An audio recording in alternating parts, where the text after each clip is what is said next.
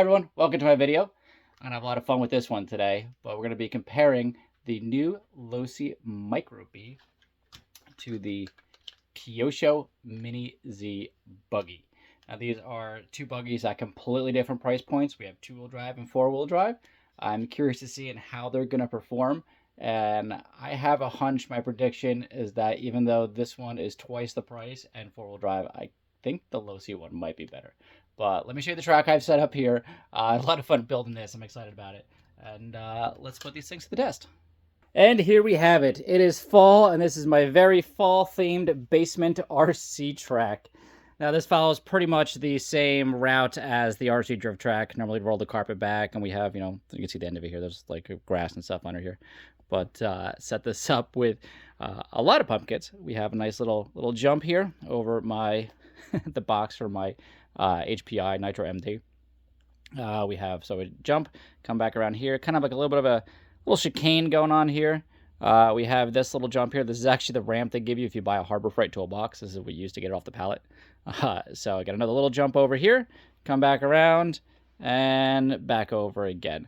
I also tried making some tabletops and different things with the storage containers here, and they're a little bit too big for cars this small. But this track is pretty cool for what we're going to do here today.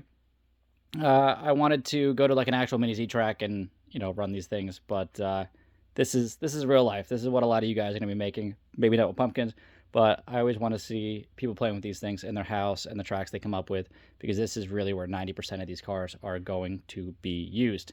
So let me go get the battery charged and plugged in for we'll start with the Losi Micro Bee, because that's the new one. I'm excited to drive that one. And we'll run some laps with the Kyosho and then do some comparison. See which one's faster, which one handles better, and that's it. So let's get going.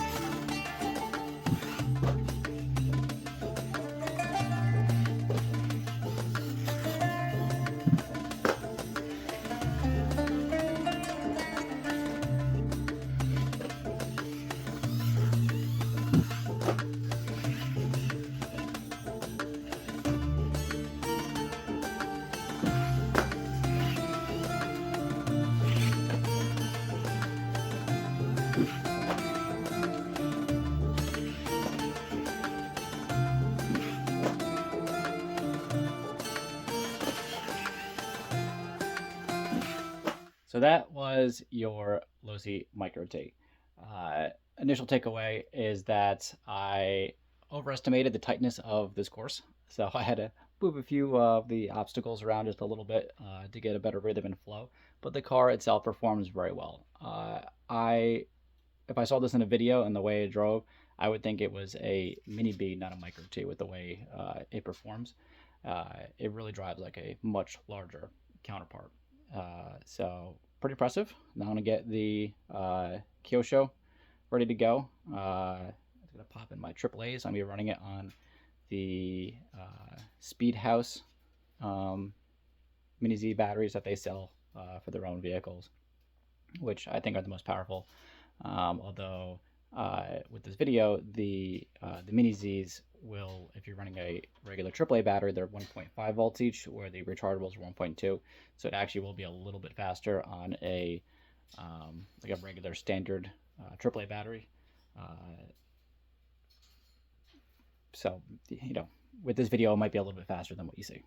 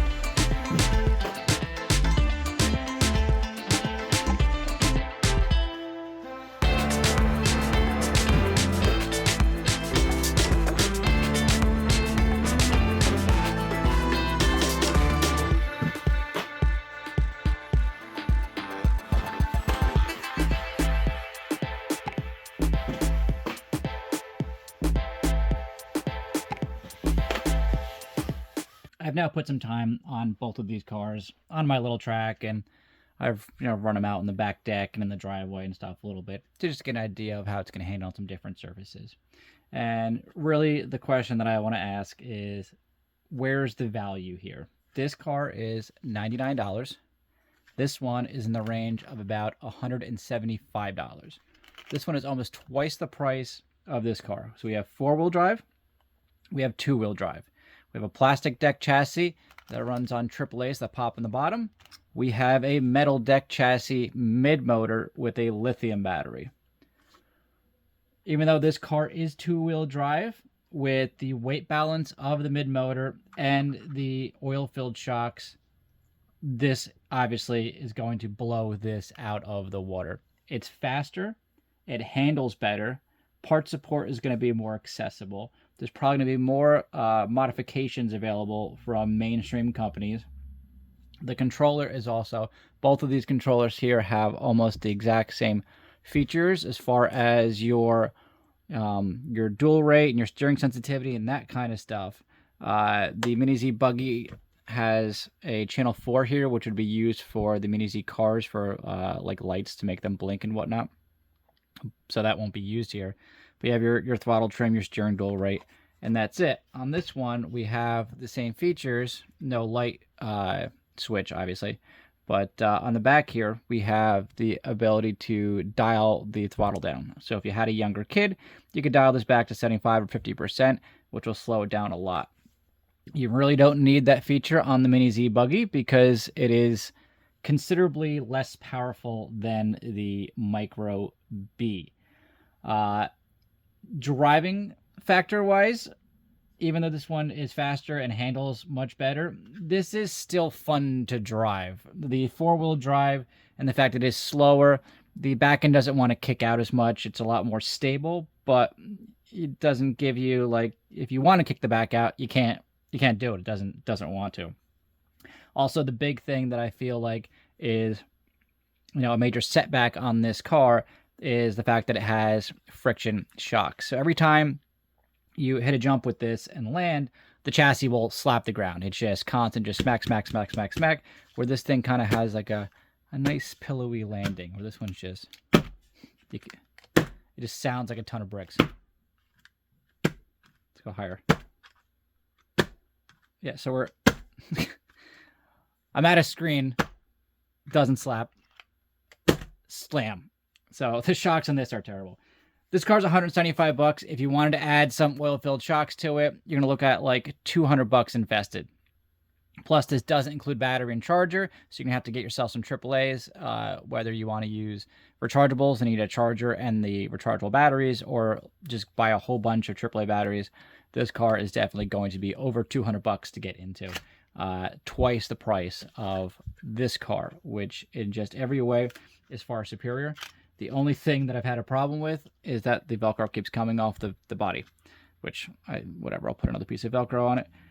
No big deal. It's also really nice on these that the servo is a separate, unit with your 3 wires, just like any other standard servo.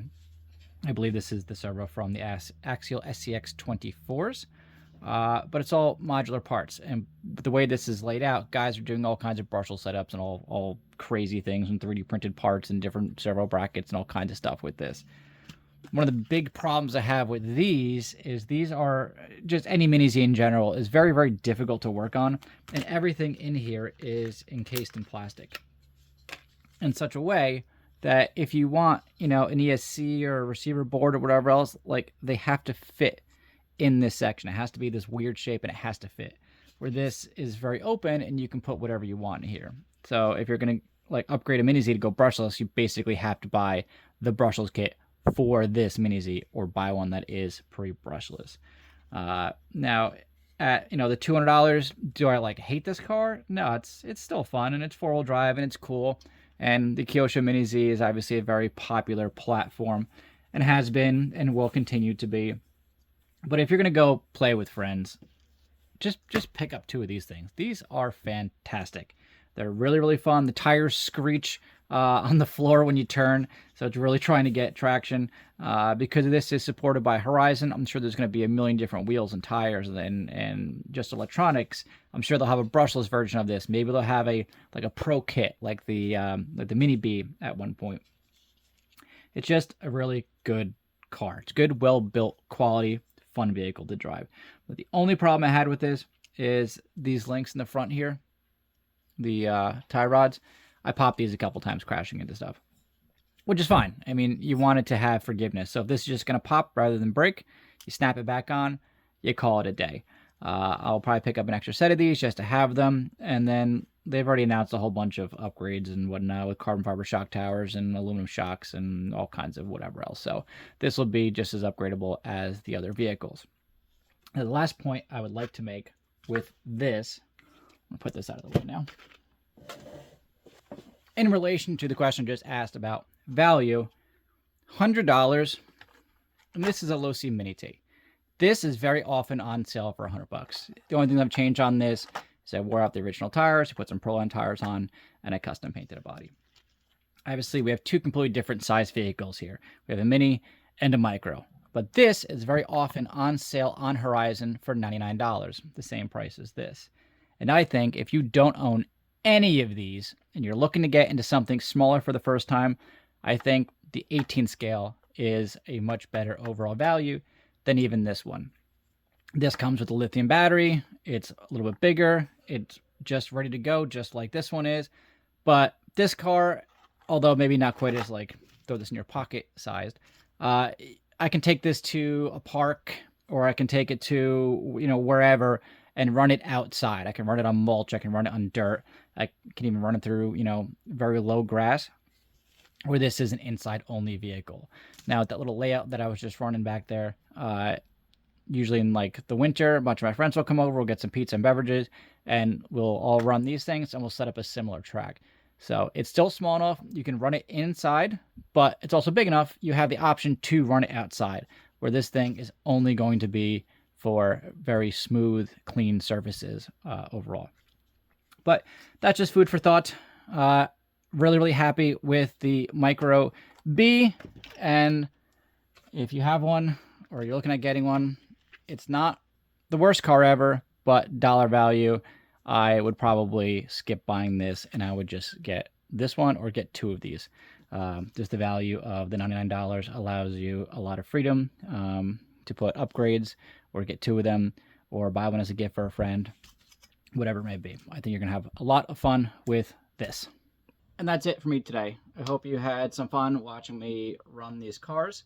I know at the end there I might have talked a little longer than I wanted to, made this video a little longer than I wanted to. So if you made it this far, thanks for watching the whole thing. I really hope if you have the opportunity, I know these, these are a little hard to get right now. They're pretty much sold out everywhere. There's supposed to be one more batch coming in, I think end of November, and that's going to be it before Christmas. So if you're interested in buying one of these, call your local hobby shop, get one on order, and hopefully you'll have it before 2025. But that just goes to show how popular these are and how great they are. And I'm really happy that I have mine now and I don't have to wait for it. And I'm going to put a lot of miles on this thing.